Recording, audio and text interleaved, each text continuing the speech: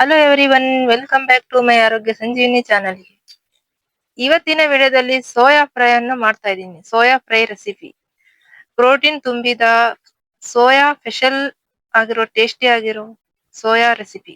ಬನ್ನಿ ಇದನ್ನ ಹೇಗ್ ಮಾಡೋದು ನೋಡೋಣ. ಗೈಸ್, ಇಂದಿನ ವಿಡಿಯೋದಲ್ಲಿ ಸೋಯಾ ಕರಿ ಹೇಗ್ ಮಾಡೋದು ಹೇಳಿದ್ದೆ. ಇವಾಗ ಸೋಯಾ ಫ್ರೈ ಹೇಗ್ ಮಾಡೋದು ನೋಡಿ.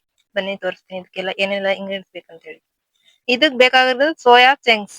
ನಾನು ಬಿಸಿ ನೀರಲ್ಲಿ ಕುದಿಯಕ್ ಇಟ್ಟಿದ್ನೆ. ಅದನ್ನ ನೀರನ್ನ ತೆಗೆದು ಸ್ವಲ್ಪ ತಣ್ಣೀರ್ ಹಾಕಿ ಈ ತರ ಹಿಂಡಿ ತೆಗಿತಾ ಇದ್ದೀನಿ. ಯಾಕಂದ್ರೆ ಅದರಲ್ಲಿ ನೀರಿನ ಅಂಶ ಎಲ್ಲ ತೆಗಿಬೇಕು. ಒಂದ್ ಸ್ವಲ್ಪ ಉಪ್ಪು ಹಾಕಿ ನಾನು ಬೇಯಿಸಿ 2 ನಿಮಿಷ ಬೇಯಿಸಿ ಇದನ್ನ ತೆಗಿತಾ ಇದ್ದೀನಿ.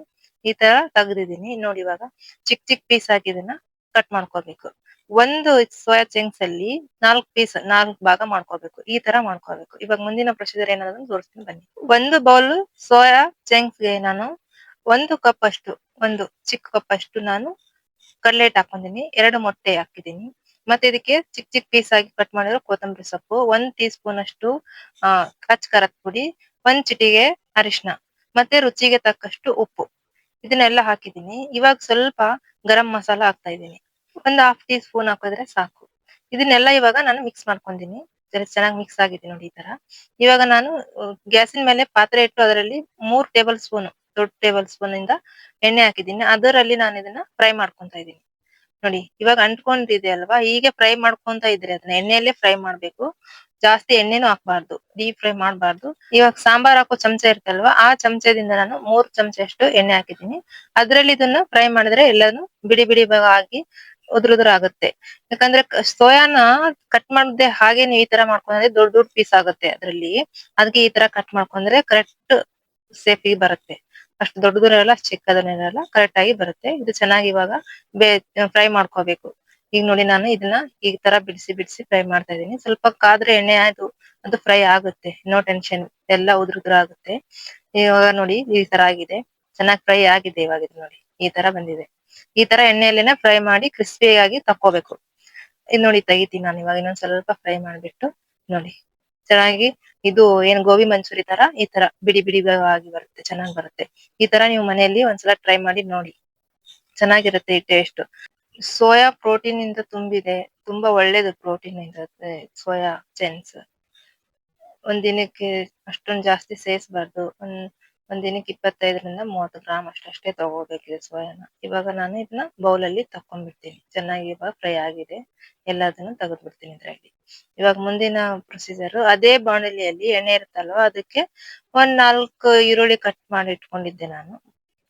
ಇದಕ್ಕೆ ಹಾಕ್ತಾ ಇದೀನಿ, ನಾನು ಫ್ರೈ ಮಾಡ್ತಾ ಇದೀನಿ ನೋಡಿ. ಚಿಕ್ಕ ಪೀಸ್ ಇತ್ತು ಈರುಳ್ಳಿ, ನಾನು ತಗೊಂಡೆ 4. ದೊಡ್ಡ ಪೀಸ್ ಇದ್ರೆ 2 ತಗೊಳ್ಳಿ. ಇಷ್ಟು ನಾನು ಒಂದ್ ಬೌಲ್ ಸೋಯಾ ಚಂಕ್ಸ್ಗೆ. ಇವಾಗ ಸ್ವಲ್ಪ ಕರಿಬೇವಿನ ಸೊಪ್ಪು ಹಾಕಿದೀನಿ, ಅದು ಚೆನ್ನಾಗಿ ಫ್ರೈ ಆಗಿದೆ. ಈಗ ಟೊಮೊಟೊ ಹಾಕ್ತಾ ಇದೀನಿ. ಟೊಮೊಟೊ ನೀವು ಸಾಸ್ ಮಾಡೋದು ಹಾಕಿ, ಇಲ್ಲಾಂದ್ರೆ ಹೀಗೆ ಆದ್ರೂ ಹಾಕಿ. ನಾನು ಹೀಗೆ ಹಾಕಿದೆ. ಜಾಸ್ತಿ ಟೊಮೊಟೊ ಹಾಕಿದಷ್ಟು ಚೆನ್ನಾಗಿ ಬರುತ್ತೆ ಇದು. ನಾನು ಒಂದೆರಡು ಹೆಚ್ಕೊಂಡಿದ್ದೆ ಅಷ್ಟೇ ಹಾಕಿದೀನಿ. ಇವಾಗ ಇದು ಚೆನ್ನಾಗಿ ಫ್ರೈ ಆಗ್ಲಿ. 1 ಸ್ಪೂನ್ ಅಚ್ಚ ಖಾರದ ಪುಡಿ, ಅದ್ರಲ್ಲೇನು ಹಾಕಿದ್ವಲ್ 1 ಸ್ಪೂನು, ಇದ್ರಲ್ಲಿನು 1 ಸ್ಪೂನ್ ಸಾಕು. 1 ಟೇಬಲ್ ಸ್ಪೂನ್ ಆದ್ರೆ ಸಾಕು. 1 ಚಿಟಿಗೆ ಅರಿಶಿನ ಅಷ್ಟು ಸಾಕು. ಸ್ವಲ್ಪ 1 ಟೇಬಲ್ ಸ್ಪೂನ್ ಅಷ್ಟು ಜೀರಿಗೆ ಪೌಡರ್ ಹುರಿದು ಬೀಸಿಟ್ಟಿದ್ದೆ ನಾನು. ಅದು ಪೌಡರ್ ಮಾಡಿ ಅದನ್ನ 1 ಟೇಬಲ್ ಸ್ಪೂನ್ ಹಾಕಿದೀನಿ. ನೀವು ಇದ್ರೆ ಹಾಕಿ, ಇಲ್ಲಾಂದ್ರೆ ನಡೆಯುತ್ತೆ. ರುಚಿಗೆ ತಕ್ಕಷ್ಟು ಉಪ್ಪು ಹಾಕೊಳ್ಳಿ ನೋಡಿ. ಇವಾಗ ಇದಕ್ಕ ಸ್ವಲ್ಪ ನೀರ್ ಹಾಕಿ ನಾನು ಏನ್ ಹಾಕಿದ್ದೀನಿ ಗೊತ್ತಾ, ಇದಕ್ಕೆ 1-2-3 ಸ್ಪೂನ್ ಅಷ್ಟು ನಾನು ಶೇಂಗಾ ಪೌಡರ್ ಹಾಕಿದ್ದೀನಿ. ಇವಾಗ ಎಲ್ಲ ಕುದ್ದಿದೆ ಇದು. ಇವಾಗ ನಾನು ಫ್ರೈ ಮಾಡಿಟ್ಟಿದ್ನಲ್ವಾ ಸೋಯಾ ಚಂಕ್ಸ್ ನ, ಇಲ್ಲೇ ನಾನು ಹಾಕಿ ಇದನ್ನ ಚೆನ್ನಾಗಿ ಫ್ರೈ ಮಾಡ್ತೀನಿ. ಮತ್ತೆ ಇದರಲ್ಲಿ ಒಂದ್ ಸ್ವಲ್ಪ ನೀರ್ ಹಾಕಿ ಎಲ್ಲದನ್ನು ಅದಕ್ಕೆ ಇದು ಆಗ್ಬೇಕಲ್ವಾ, ಸಟ್ ಆಗ್ಬೇಕಲ್ವಾ, ಅದಕ್ಕೆ ಇದನ್ನ ಸ್ವಲ್ಪ ನೀರ್ ಹಾಕಿ ಒಂದ್ ಸ್ವಲ್ಪ ಮುಚ್ಚಿ ಇದನ್ನ ಕುದಿಸ್ತೀನಿ. ಇವಾಗ ನೋಡಿ ಚೆನ್ನಾಗಿ ಫ್ರೈ ಆಗಿದೆ ಇದು ನೋಡಿ. ಈ ತರ ಇದು ರೊಟ್ಟಿ, ಚಪಾತಿ, ಅನ್ನ, ಮತ್ತೆ ಪೂರಿ, ದೋಸೆ ಎಲ್ಲ ಜೊತೆ ಇದು ಮ್ಯಾಚ್ ಆಗುತ್ತೆ ತಿನ್ನೋಕೆ. ರೊಟ್ಟಿ ಜೊತೆ ಅಂತೂ ತುಂಬಾ ಕಾಂಬಿನೇಷನ್ ತುಂಬಾ ಚೆನ್ನಾಗಿರುತ್ತೆ. ರುಚಿನೂ ತುಂಬಾ ಚೆನ್ನಾಗಿದೆ. ಒಂದ್ಸಲ ನಿಮ್ಮನೇಲೂ ಟ್ರೈ ಮಾಡಿ ಈ ತರ ರೆಸಿಪಿಯನ್ನು. ಮನೆಯಲ್ಲಿ ಕೇಳ್ಬಿಟ್ಟು ತಿಂತಾರೆ. ಚಿಕನ್ ಕೀಮಾ, ಮಟನ್ ಕೀಮಾ ಇದ್ರ ಮುಂದೆ ಏನೂ ಇಲ್ಲ, ಅಷ್ಟು ರುಚಿಯಾಗಿರುತ್ತೆ. ಅದಕ್ಕಿಂತ ಡಬಲ್ ರುಚಿ ಇದೆ ಇದು. ಈ ರೆಸಿಪಿಯಲ್ಲಿ ಉಪ್ಪು, ಹುಳಿ, ಸೌಂದರ್ಯ ಇದನ್ನು ನೋಡಿ ಒಮ್ಮೆ ನಿಮ್ ಮನೆಯಲ್ಲಿ ಮಾಡಿ ಬಾಯಿ ಚಪ್ಪರಿಸಿ ತುಂಬಾ ಖುಷಿ ಪಡ್ತೀರಾ.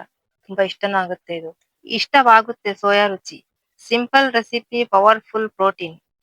ನಾವು ಮನೆಯಲ್ಲಿ ಟ್ರೈ ಮಾಡಿದ್ದಾಯ್ತು ಅಂತ ಗೊತ್ತೇ ಆಗೋದಿಲ್ಲ. ಇವಾಗ ರುಚಿಕರ ಸೋಯಾ ಫ್ರೈ ನಾನು ಸರ್ವ್ ಮಾಡ್ತಾ ಇದ್ದೀನಿ. ಈರುಳ್ಳಿ ಚಿಕ್ಕ ಪೀಸ್ ಕಟ್ ಮಾಡ್ಕೊಂಡು ನಾನು ಮೇಲೆ ಹಾಕಿದ್ದೀನಿ. ಸೋಯಾ ಫ್ರೈ ರುಚಿ ನೋಡಿ ನಿಮ್ಮ ಮನಸ್ಸು ಸತ್ವ ತುಂಬಿ ಹೋಗುತ್ತೆ. ಇಷ್ಟವಾದ್ರೆ ಲೈಕ್ ಮಾಡಿ, ಶೇರ್ ಮಾಡಿ, ಕಮೆಂಟ್ಸ್ ಮಾಡಿ. ಫಾಲೋ ಆಗೋದು ಮರೆಯಬೇಡಿ ತಪ್ಪದೆ. Thanks for watching.